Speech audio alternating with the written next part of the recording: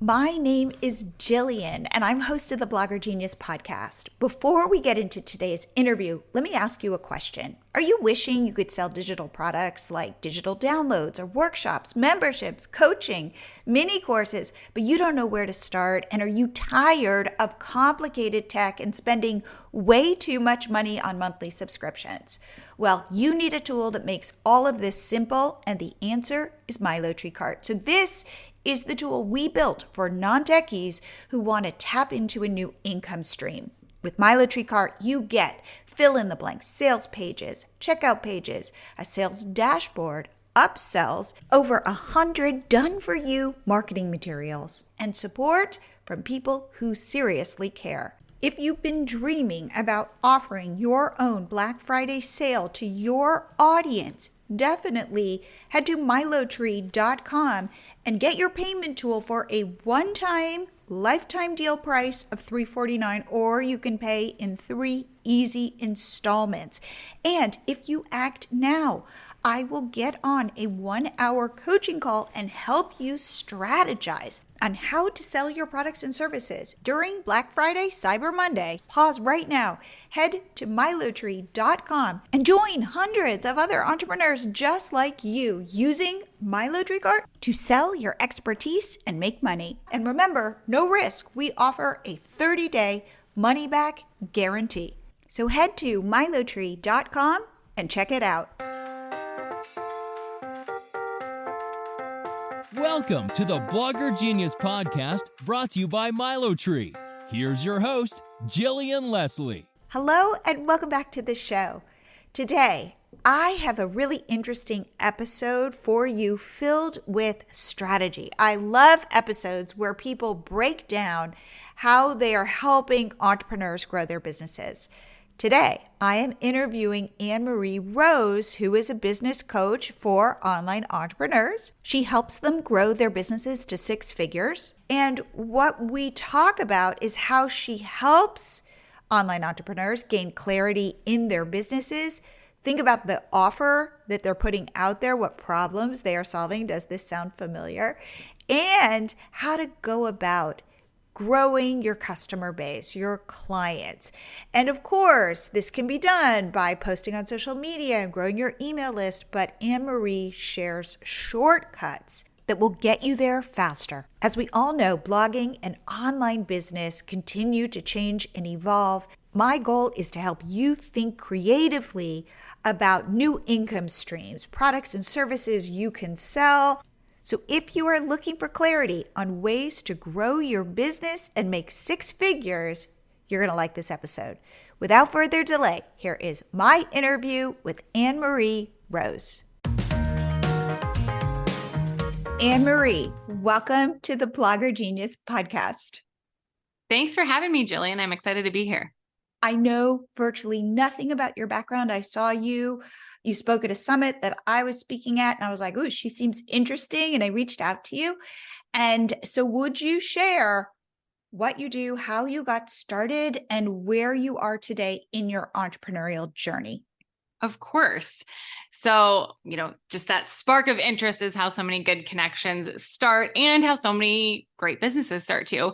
And my specialty, I'm an online business strategist, a consultant, and I really specialize in helping primarily women entrepreneurs who are at that point where they are ready to scale. They're no longer in full-on startup mode, but they are ready to scale or potentially make a significant pivot. But they're hovering at that point in their business where they're pretty maxed out. They've got some great clients. They've had some success. They've maybe even hired a VA, and they are looking ahead to the future, what they want to create in their business, and they see virtually no wiggle room to make it happen. And they might even be wondering, like, I know this isn't it for my business, but what does the future of my business actually look like? That's where I come in to help them really get clear on what the future of their business could look like, what the future of their business is a best fit to look like based on a number of things, their circumstances, their goals, their personal, I call it their hardwiring for success, which we use a number of like personality assessments and things to determine how they as a CEO are best hardwired to show up so that we can structure the future of their business based around that. And then we move into aligning their business model with that vision, their message, making sure that it resonates with the right people that they want to be calling into their world. And then, of course, streamlining out their marketing so that it's not a huge source of overwhelm and stress for them, but it can really run pretty seamlessly. And then there's, of course, a number of things that come along with that, that my clients are well supported in, like team and systems, mindset, all those good things. Can you give me an example of, say, 3 clients, and what kind of spaces do they work? Oh my goodness. So great question. So I really categorize my clients. They all have generally service-based businesses, coaches, consultants, online service providers, but that, spans a number of niches. So as long as the business model that they're looking to build and scale kind of falls into one of those realms, they're women, there's some amount of values alignment there. They're usually a great fit for us to work together. But we've had everyone, we've helped financial professionals, so CPAs, financial advisors, even, contract CFOs. We've helped some other, systems and behind the scenes online service providers. So project managers, copywriters, people like that. Coaches who specialize in transformation for women of faith who've been harmed by their church community. That's, I have a specific client who that is her specity. That's very specific. Now. Yes. Very specific. And she's got a fantastic membership for those women. One of our clients is a consultant for 911 and emergency services organizations. And she's got, done DIY programs, very in-depth on-site workshops, retreats that she hosts, leadership coaches, just a number of different individuals. So it's really that, does your business model fit in the realm of coaching, consulting, online service providing? And then, is there values alignment? And are you really ready to shift into scaling mode? How are you the person? Like, what is your background to be able to lead these women in their journey? So I've done it myself, and I've helped, clients for lots of years do this. But how did I get to that point? It is a long and winding journey, which I'll try to make it as condensed as I possibly can. I started my career in marketing. I worked at a larger, I would call it a mid-sized marketing agency here in San Diego, where I'm located. And we were really the implementers for some really large brands, many of them that you know the names of. And what I found was that because we were that really the implementers, yes, we were providing strategic recommendations, but ultimately these companies were playing with big enough budget that they could say, no, we want it done this way. And our hands were kind of tied. I don't work super well that way. And when we knew that the best practices what they were asking us to do went against best practices, it was super hard for me to even show up and do that work, knowing that it wasn't going to perform in the end. And then it was going to come back on me either way. So after feeling really unfulfilled in that role, I realized, there's a number of local business owners, small business owners, online business owners who need this type of strategic support and implementation support. So why don't I go out and help them? They're playing with smaller budgets and I can bring both things to the table, right? So I did that. And I spent a number of years doing done for you content and social media marketing work for, like I said, local businesses and online businesses, bit of a mix. I love the online business just because there's so much, you have so many options, so much choice, and so much potential to impact people beyond your immediate geographic sphere. And what I found in doing that I had a number of clients that I was working with who I really enjoyed them and enjoyed what they were doing, but I noticed that they lacked a bit of direction when it came to the vision of their business. I noticed this when one particular client asked me, when we got together, everyone who was contributing to his team, we got together for a meeting, and this was years ago. And he said, what do you guys think the vision of the business is? And that just hit me so just strangely that I was like, wait, you're the CEO. And I've been doing all this work behind the scenes marketing to what I thought was grow into the vision that you already had. But I realized that it was lacking. And in that same meeting, he said, next year, I really want to make sure I'm only working, I think it was something like 4 hours a day in the business, which fantastic. That's, I'm basically doing that. I'm probably working less than that in ours. However, I asked, what do you want to do with all your extra time? And he said, I don't know. I just know I can't spend more than 4 hours a day in this business or it's going to kill me. And that also hit me like a ton of bricks, thinking I've now helped this guy build a business that feels like a prison to him that he needs to escape. So just my personality, when I realize that something isn't working or something's out of alignment, it immediately feels out of integrity to me, and my body like won't show up. So I realized, oh, wait, we need to start not with the marketing, with the strategy, with the direction of the business itself, with the, creating a game plan that's truly going to support not just the revenue numbers you want to hit, but what you want to be experiencing and the impact you want to be creating with your life as well. So that it was just through a number of experiences where I kept asking myself, what's the bottom line here? What's the bottom line here? What's the bottom line here? That I, over years and years, came to where I am now, which is offering a wildly supportive transformational consulting experience where we start with the vision. We start with what is the vision for where you're looking to grow this company. And then we implement a strategy that supports it, but we don't just dive into, more podcast episodes because somebody else who's in your same niche, who's got a lot of followers, puts out 3 podcast episodes a week. That might not make sense for you. I get that. I'm putting myself in the head of somebody listening to this going, vision, I can't think of a vision. I just need to make money. Yes. Like, this seems kind of like rich people problems. This seems like, that guy who's successful, who can think about working 4 hours a day, like, well, I wish I had his life because I would be, cranking it out. And I don't know, like, so what do you say to that person who's listening to this? It's a great question. And it is one that when you're in a place of, whether it's something you're just telling yourself or it's a real practical challenge that you're bumping up against, which for many it is, that you just need to make money. It is very easy to slip into prioritizing only that when the actual real world truth is there are millions of ways to make money. And if you can predetermine how you would prefer to make that money, those opportunities are the ones that are most likely to show up, that you're most likely to run into, that you're most going to intentionally create for yourself if we've just tapped into that vision. And by the way I do visioning with my clients is not let's take a whole week off and sit on a yoga mat and create a vision board. It is a practical step-by-step exercise that takes 80 minutes. Okay. Specifically 80 minutes. You block it off on your calendar. You kick the kids to your partner or whatever for 80 minutes. We get it done. And then we have what we need to ground us into those actual practical next steps, which for 99% of my clients is about revenue generation right out of the gates. Okay. 80 minutes. We don't have 80 minutes, but I'd love your top 3 strategies for coming up with your vision. Yes. And I'm going to give you prompts. This is how, as if you're listening to this, you are a CEO, whether or not you see yourself as a CEO, you are a CEO.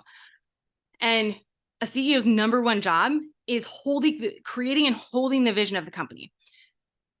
When we're wearing lots of hats in our businesses, though, that role tends to fall by the wayside. Like, forget it. We just need to get, clients supported and generate that cash flow. So what I've done is make it really simple for you to get into that mode of thinking like a CEO in a contained period of time. So it always starts with a little reflection moment, looking kind of to what is going well or has gone well in the past. So really, I'm thinking on the spot here of like 3 prompts that I think would be most impactful for people to consider.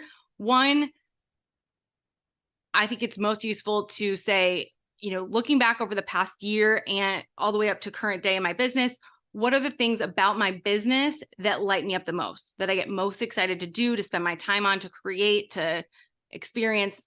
What are the things that actually light me up? And sometimes for a lot of us, it looks like the things that we can get lost in, that we kind of lose the track of time, and it feels good to be doing. Conversely, looking back over the past year in my business up to present day, what are the things that have drained me, that I don't look forward to doing, that don't feel good to do, that I tend to put off? All of those things that feel kind of like they're not really my gifts to be doing. That's a big one. Then I just want you to look forward and say, I'm going to fast forwarding 12 to 18 months from now in my business. If I could only be offering 2 things, selling only 2 things, what would those 2 things be?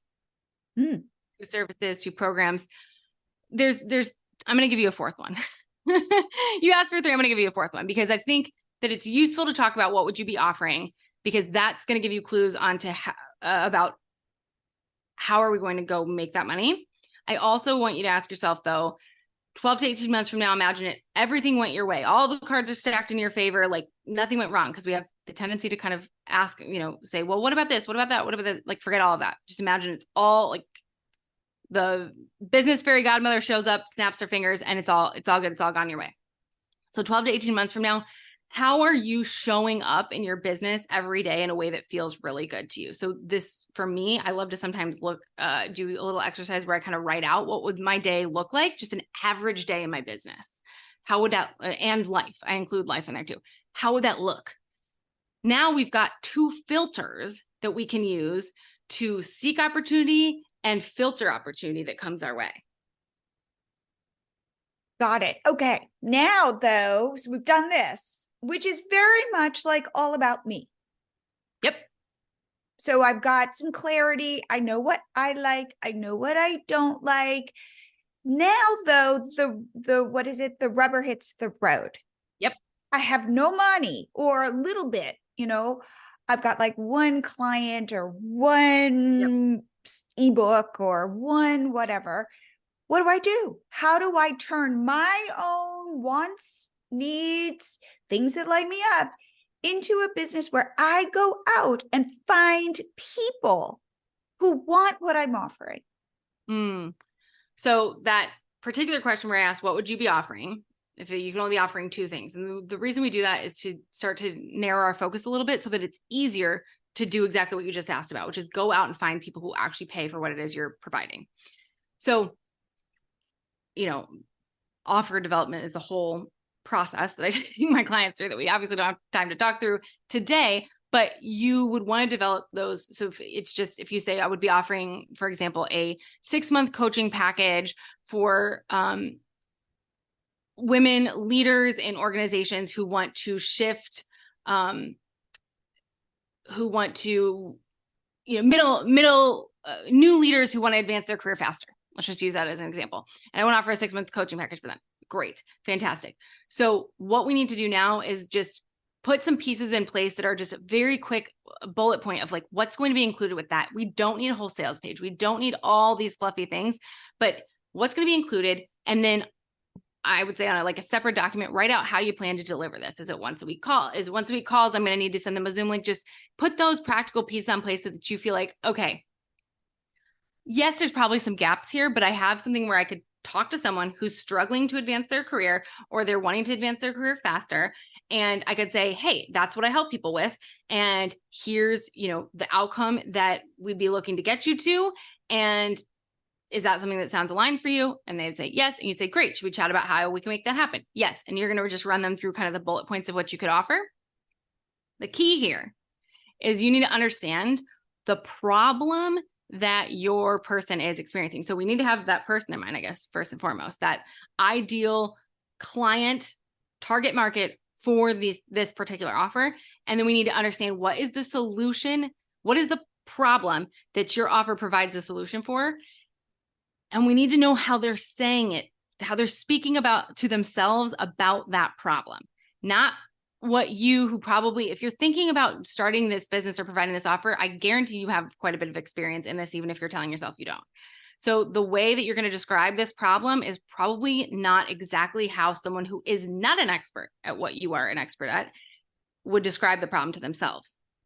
So you can start to ask questions. You can start to have conversations. I'm going to stop you here. Please stop me. How do I find that person to get on a call with them? Now, this is, by the way, this is everything that I talk about and teach. And for people listening to the podcast, this is just like exactly the strategy. But I want to know, because there are some pieces that are tricky, which is, in fact, I have a friend who wants to launch a business and she's doing exactly what you're talking about. She has an expertise.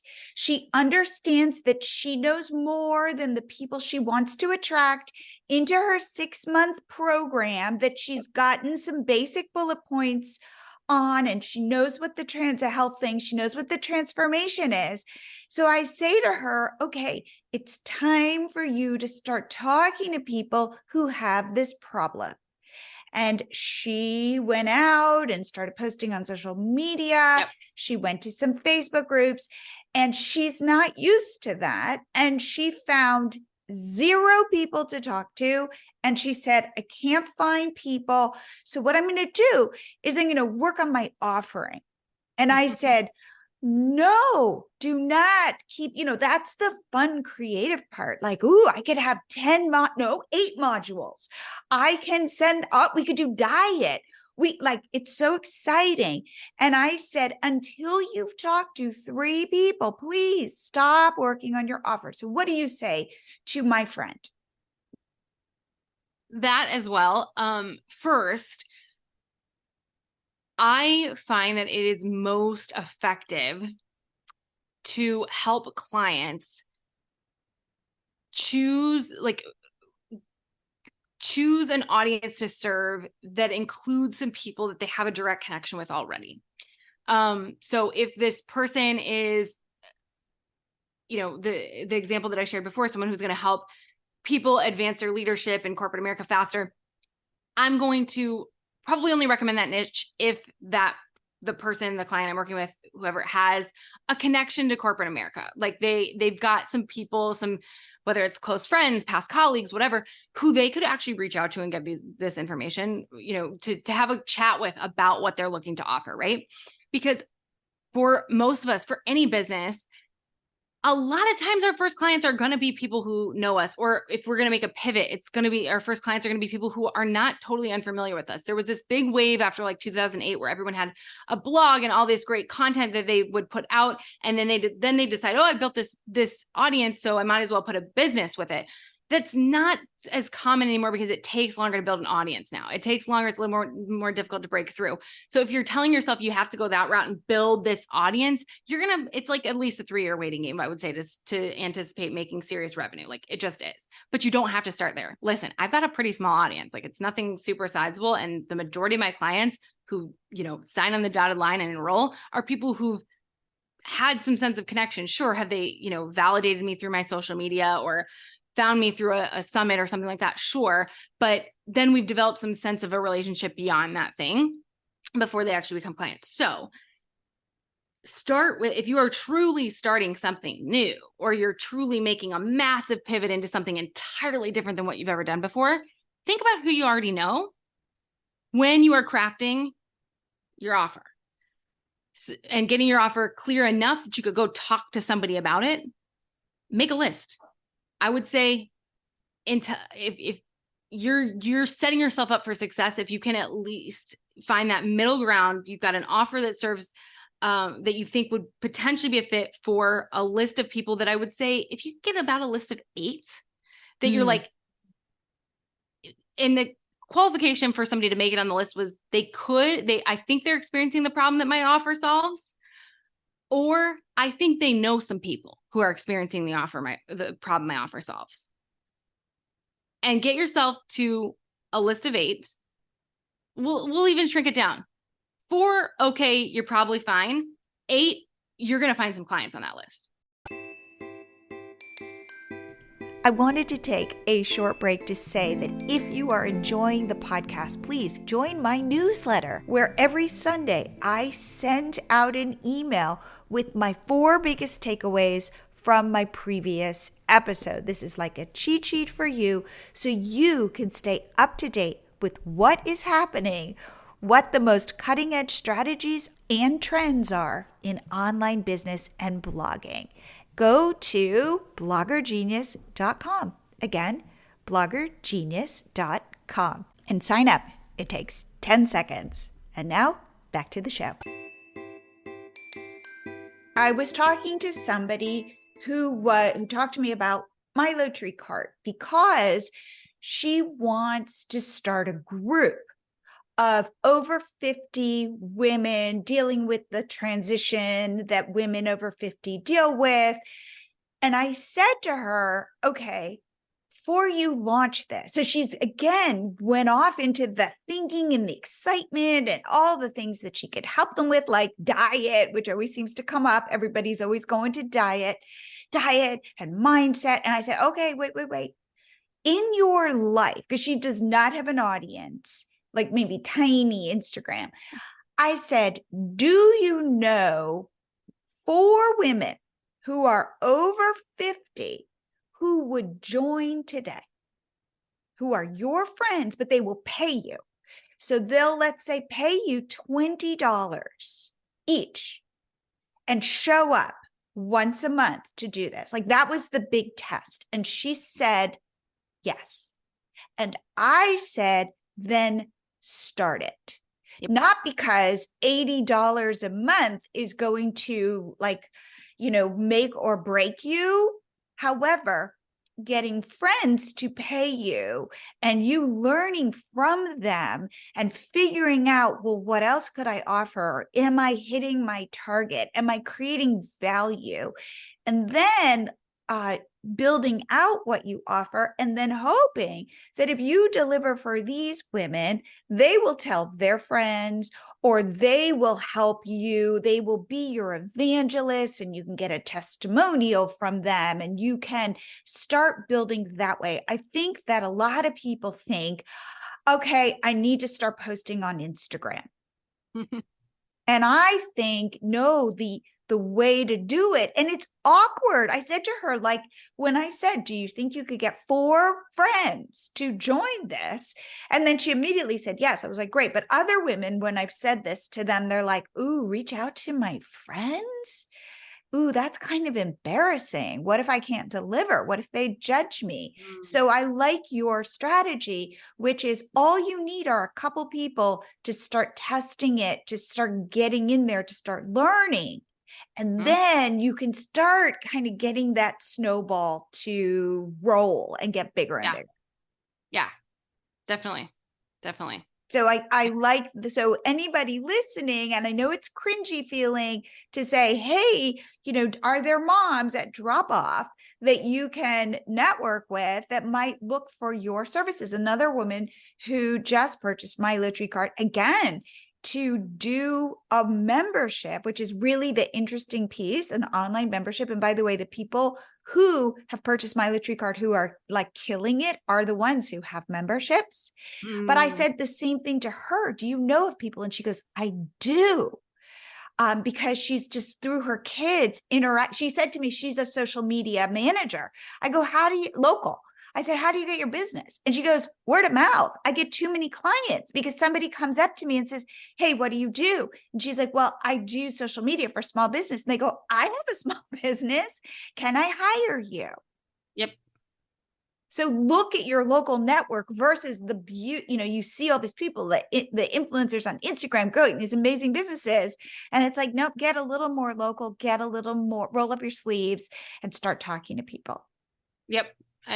So many start that way, and you're going to get your best insights there. And you can also, I'm a big fan of a couple of different things that I always say typically, because, my strategic recommendations are very non-prescriptive. They're very much based on like what my clients' actual needs are, their circumstances. So I'm going to, if somebody's making a pivot from a, $500,000 business into something new, then my recommendations are going to be totally different than if someone is, pretty fresh.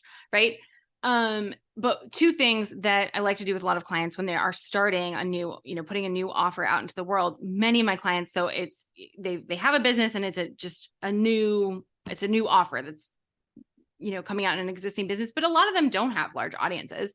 Some do, but many of them don't.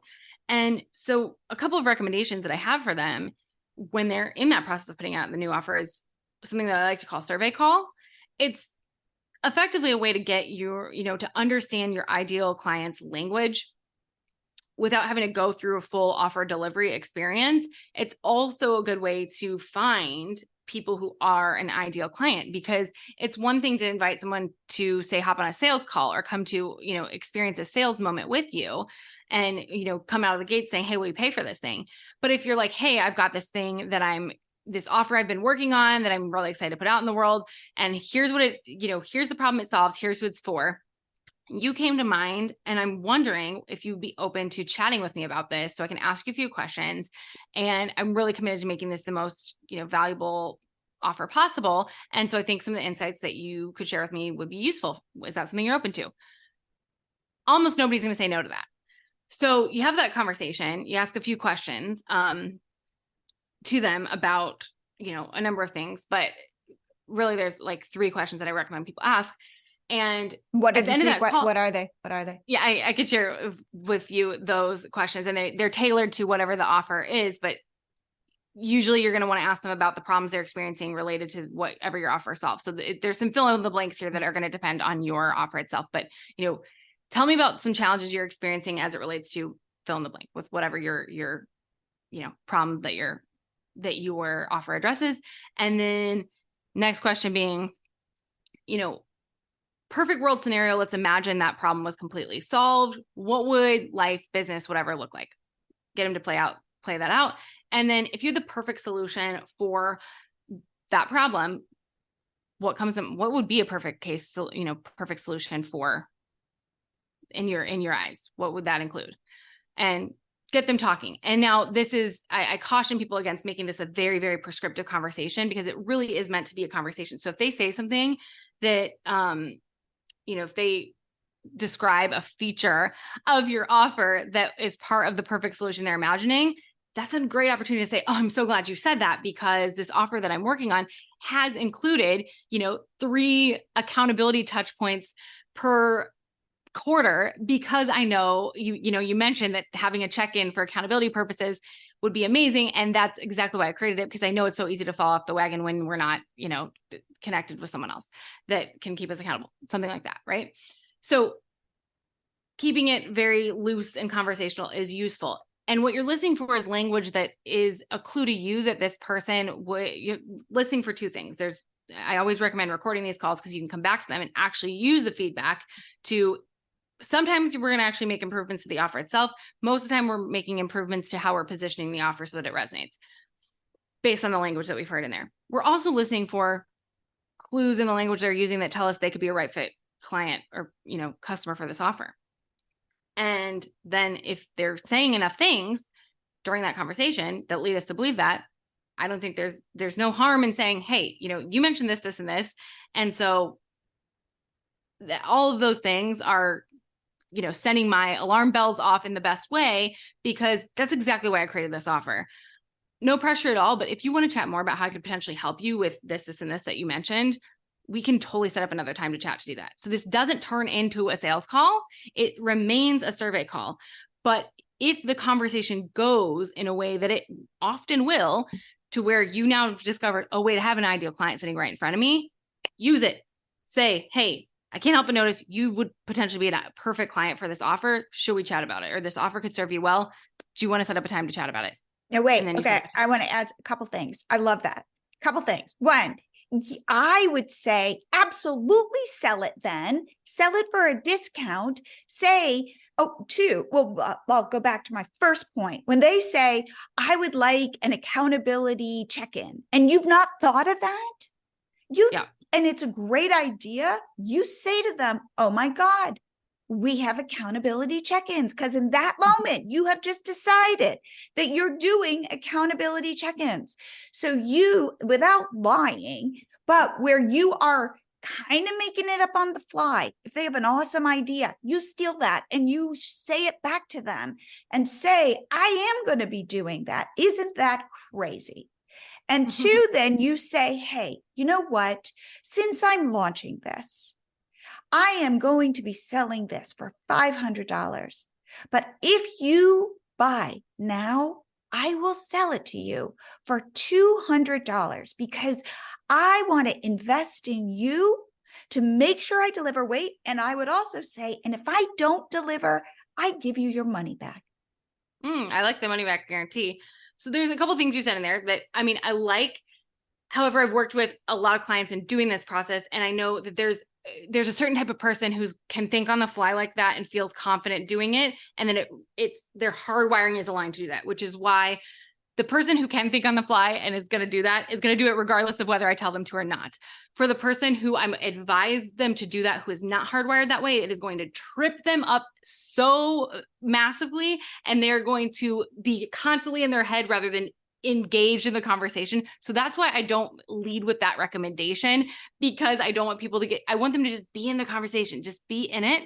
And then I know there's a number of people who, especially, you mentioned, like, if someone's just wanting to start their business, if someone is just starting their business, they don't have a background in sales, there is a lot of stuff that comes up around the sales process, especially when we're experts, it makes things feel more complicated than it needs to be. And one of those things is, well, if I've asked them to come on a survey call to give me feedback, and then I try to sell them something, are they going to be upset with me for trying to sell them something? Maybe. However, I'm okay with that.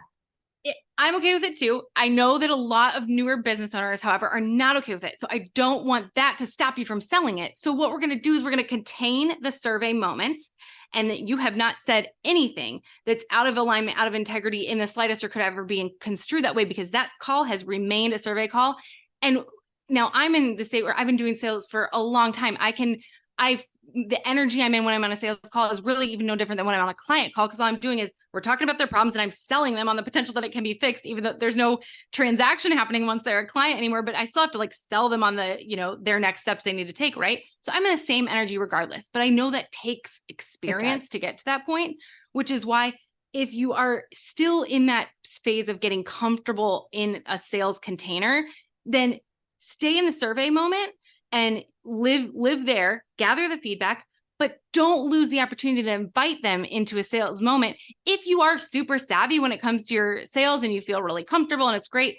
Have I personally had a survey call that's turned into a sales call? Yes, bazillions of them, but not everybody's in a place to do that and to feel confident doing it. So do what feels comfortable to you. Know that, you can't really do this wrong. The only wrong way to do it is to not try it at all. But you can make it feel good to you, good to the person on the other end. And for those people who I know are a little more detail oriented, aren't as much of an on the fly thinker, sometimes it helps to walk away and say, because you might be a business owner who we'll use that example of accountability calls. Maybe that idea sounds good in the moment, but when you step back and you look at, here's how my life is structured and how my business needs to be structured. So having a once a week accountability call with someone is actually not going to work for me. So it gives you just a minute to pause and think about what you're going to promise, so that you don't overpromise and underdeliver, because that's the fastest way to lose clients. Absolutely. I guess the reason that I push back so hard is because selling is freaking awkward. It is so uncomfortable for everybody. And it is a muscle, and you get better at it. So yes, will the first call be just such a disaster? Probably. And will you survive?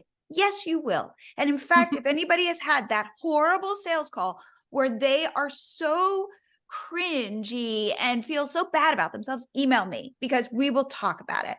Because everybody goes through that.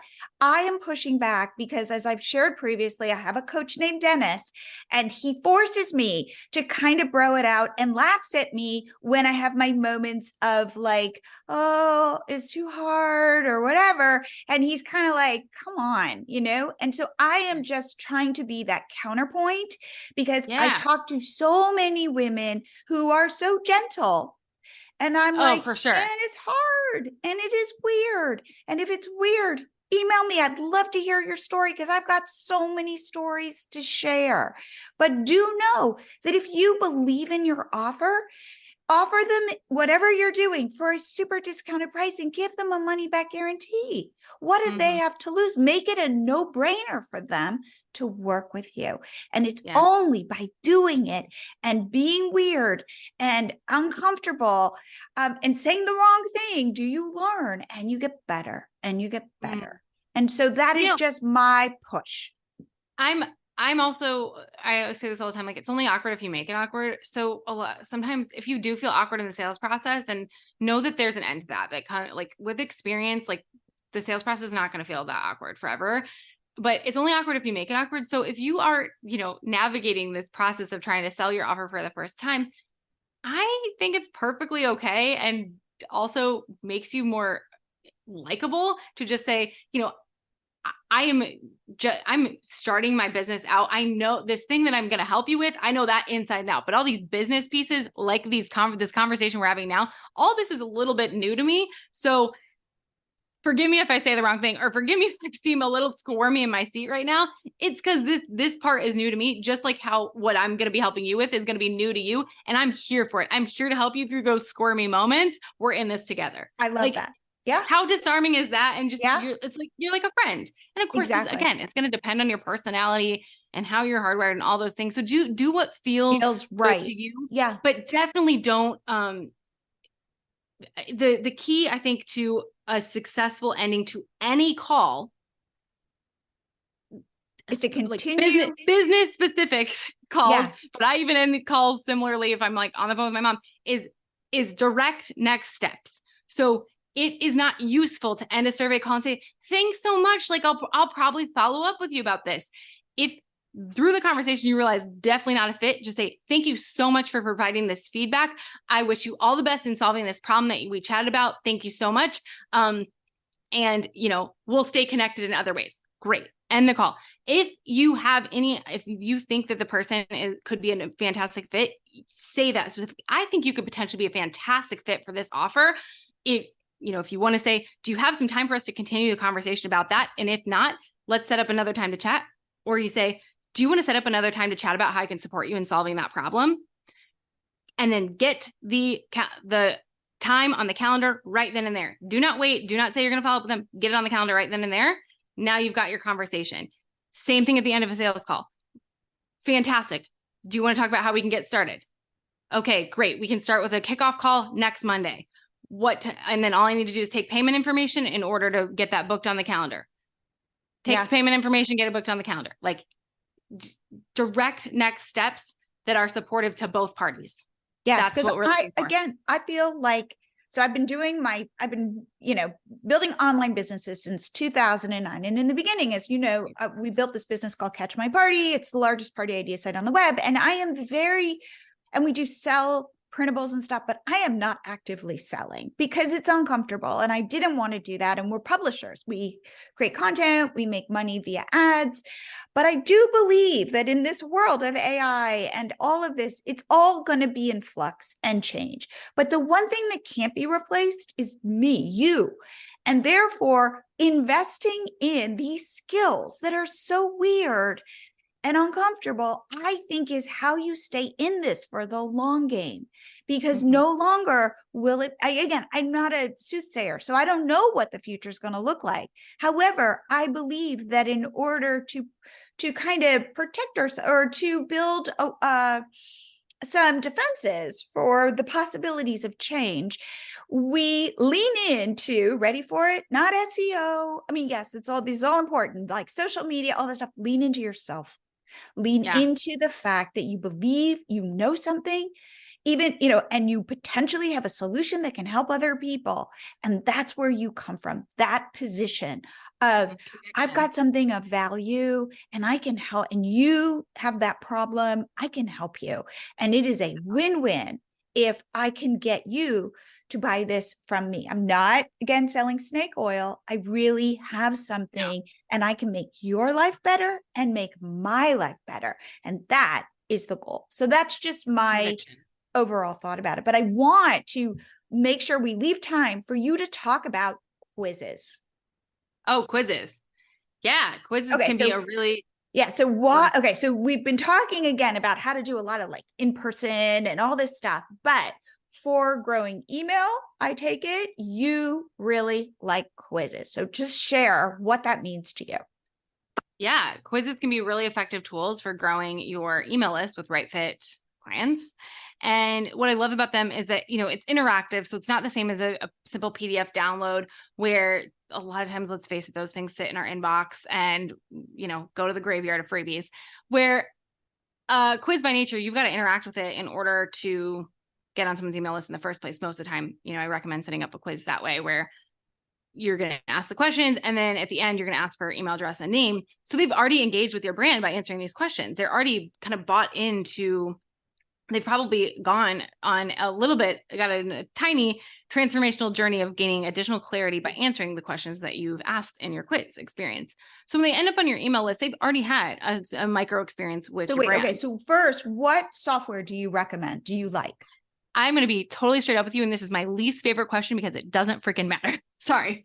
There's Google quiz platforms. I use Interact, but this just doesn't matter.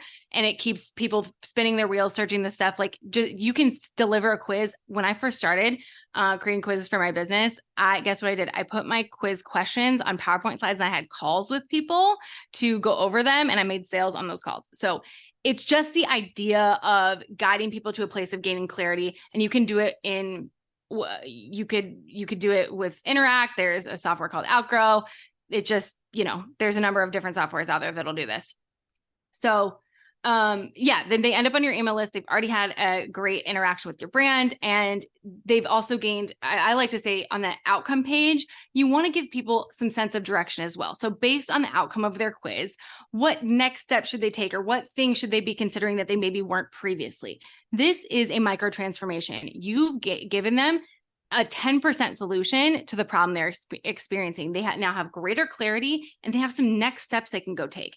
They're not going to experience, if it's my client who wants a partner who's going to hold their hand through shifting, through establishing a scalable business model from something that wasn't previously scalable. I can't do that from just a quiz result. That's going to be overwhelming if I try to do that.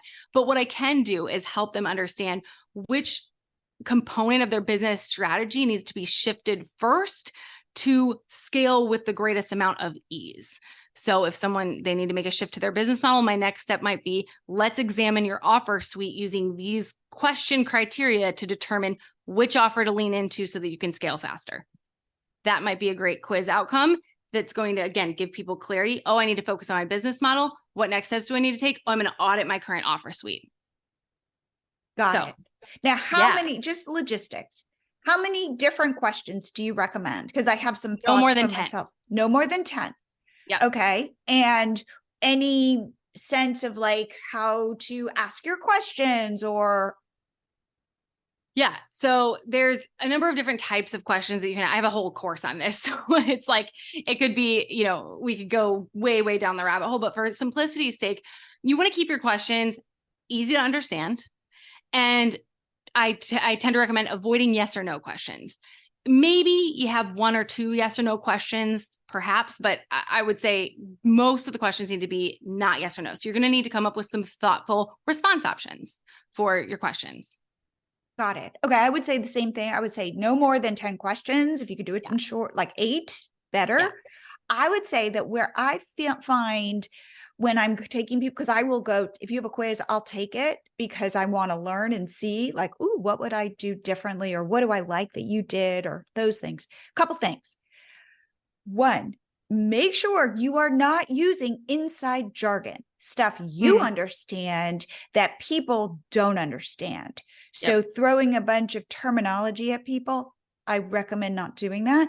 I recommend we get very kind of invested in some cleverness too, and to take out clever wherever you see it.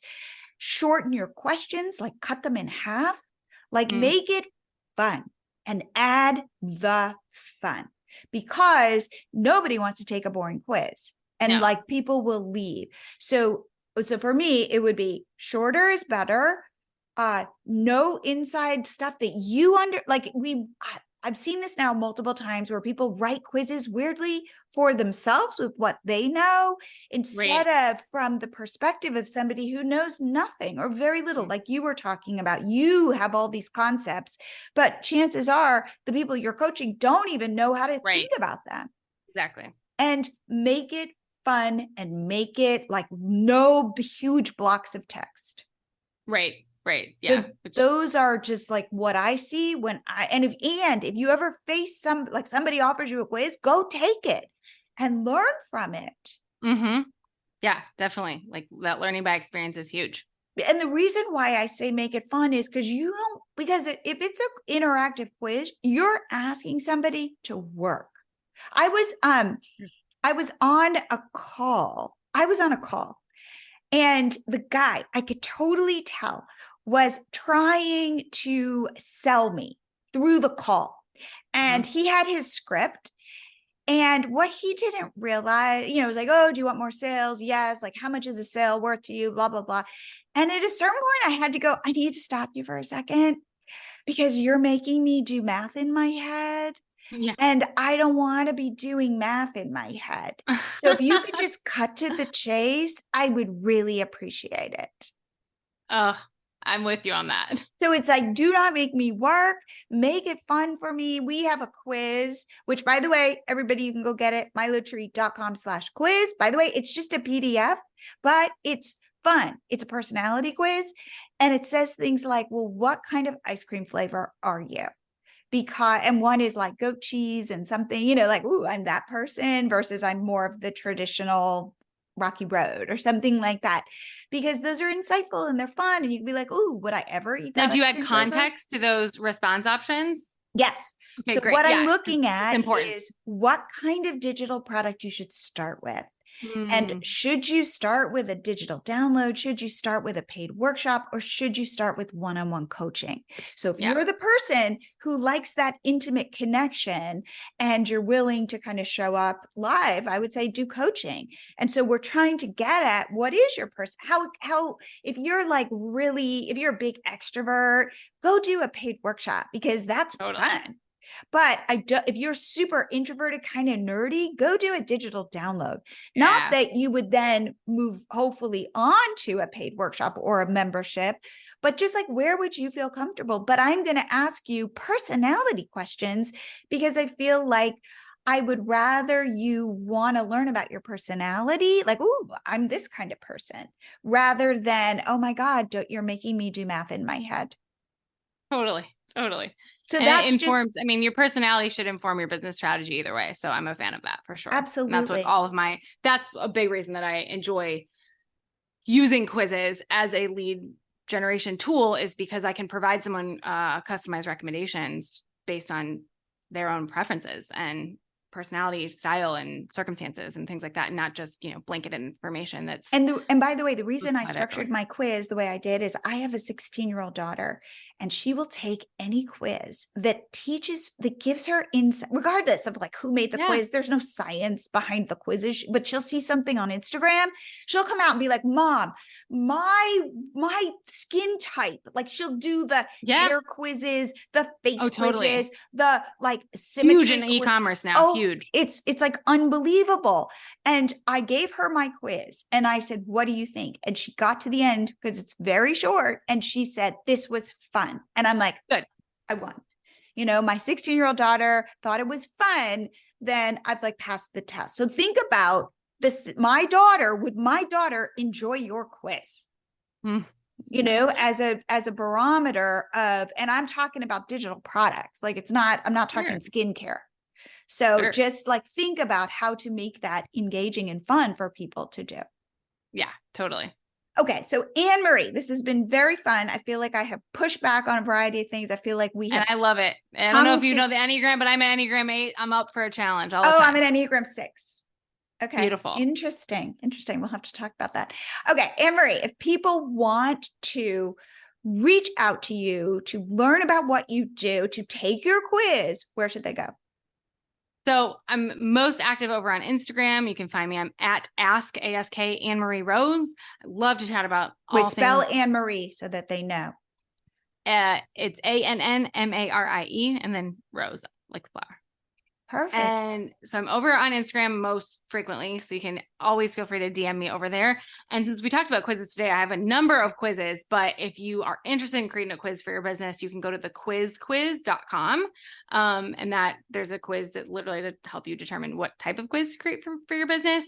And if you're looking to do something else in your business, just send me a DM. I probably have a quiz to help you like determine the best way to do that. Whether it's making more sales, scaling your business, what to focus on. I've got even refining your brand message. I've got quizzes on all those things. Wonderful. Well, I have to say this was fun. And I really appreciate you coming on the show. Thank you so much for having me. It was fun to be here. I hope you guys like this episode. What keeps showing up for me is that you are not your blog. Your blog is a part of your business, but you are at the center of your business. That you're a problem solver who understands what your customer is struggling with. And with practice, you can go talk to people about this and you can sell. Speaking of which, if you are ready to start selling, we are going to be running an unbelievable Black Friday special for Milo Tree Cart. To get on the wait list, so you are the first to find out about it, and there's a special bonus for you, go to milotree.com/Black Friday special. Again, milotree.com/Black Friday special. Trust me, you don't want to miss this. And I will see you here again next week.